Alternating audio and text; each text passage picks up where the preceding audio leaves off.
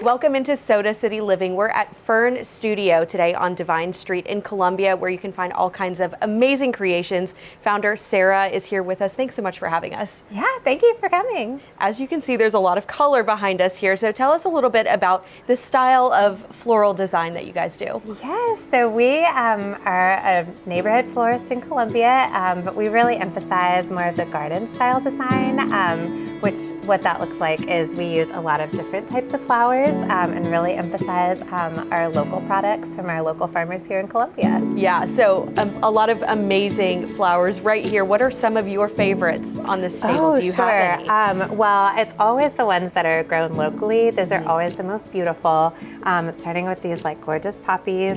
These are from Brenton at Boone Fox Farm, just down the road. She's at City Roots. And then let me find some of our other local stars. This phlox over here. This is so beautiful from Floral and Hardy Farm. Donna is the name of the farmer who grows this. And then right behind you, Madeline, is the columbine. This is from Linda, who her farm is called Purple Tudor. But if you ever see, I mean, these flowers are just, you can't, like, it's hard to engineer a flower to grow like that if it's not just naturally grown. So a lot of the things that you do, a lot of the arrangements are very, you say swept out of the garden, it looks that way. So how do you arrange something like that? Does it come together, or is it something that you can kind of plan ahead of time? We really are so seasonally based, so we really try to emphasize like whatever the prettiest products are that we can get are the ones that are grown locally first, and then build an arrangement around that is my favorite thing to do. You want to start with like one of these bigger focal flowers, like these peonies are from Linda. This is her first harvest. We just got them this morning. They're so gorgeous.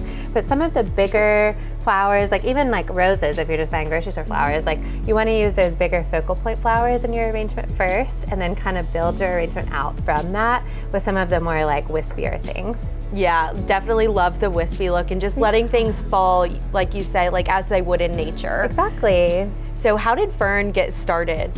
Well, I mean, it wasn't as much of a linear path as I would like for it to be. I went to art school and then took a very brief detour and went to law school. It wasn't for me, so came back to my creative roots.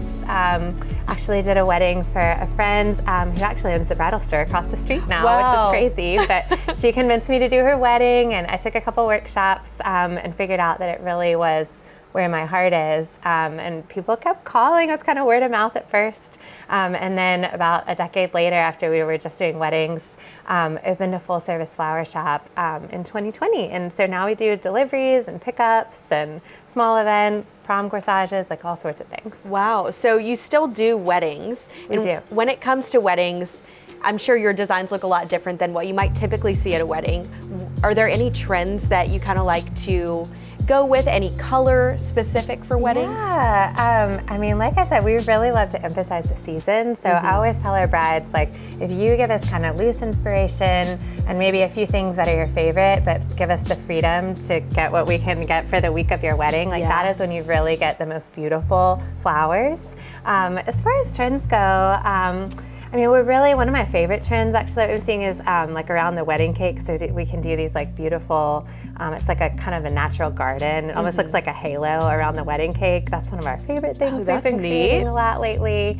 Yeah, I mean, just any kind of floral installation to create that whimsical environment to sort of, especially if you have an indoor venue, like bringing the outdoors in is always what we try to do, and I think a lot of our brides are really enjoying. Yeah, and when it comes to doing things around town, sometimes you'll see a pop of florals in seemingly random places, but it's not random, so tell us about that. Oh, sure, yeah, we really like to do that too. There's a florist in New York who coined the term, it's called floral flash or flower flash. And I mean, it's just to kind of get some attention, whether it's for a local business. We did one for Hotel Trundle a couple years ago when they were celebrating a birthday. And we just, put a big installation of flowers on whatever we're trying to highlight.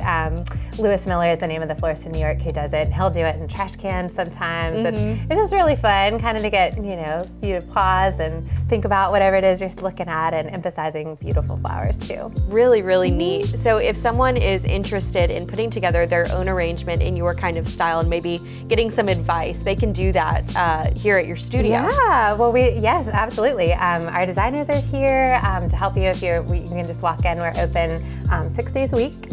We also do workshops, and then on Thursdays we have a flower bar where we set up a beautiful array like this, and you can come shop by the stem, and if you have questions, we're happy to answer them, and you can learn a lot more about flowers too when you come by. Definitely. Any advice or tips for those starting out in floral design? Just get some flowers and get your hands on it. I mean, whether it's coming to see us or cutting things out of your yard or picking up flowers at the grocery store, truly, like that's how, you know, I'm very much self-taught, and just playing with the flowers or, you know, practicing at home, getting a container. You can come by and get some, we have like some floral tape and some things that we can kind of give you here that you can use to create your flowers at home, and some tips that way too. So truly though, just getting your hands on flowers really goes far. Yeah, just practice, and the more experience you have, I'm sure the more that helps as well. Absolutely. And I mean, we post some things on Instagram, but you can fall down an Instagram rabbit hole, of course, so like learning about flowers, but that's a good place to get some advice. Definitely a fun little side hobby, at least to start. Yeah, for sure. Absolutely. Well, thanks so much for having us. Of course, thank you for coming in. Absolutely, we'll be right back.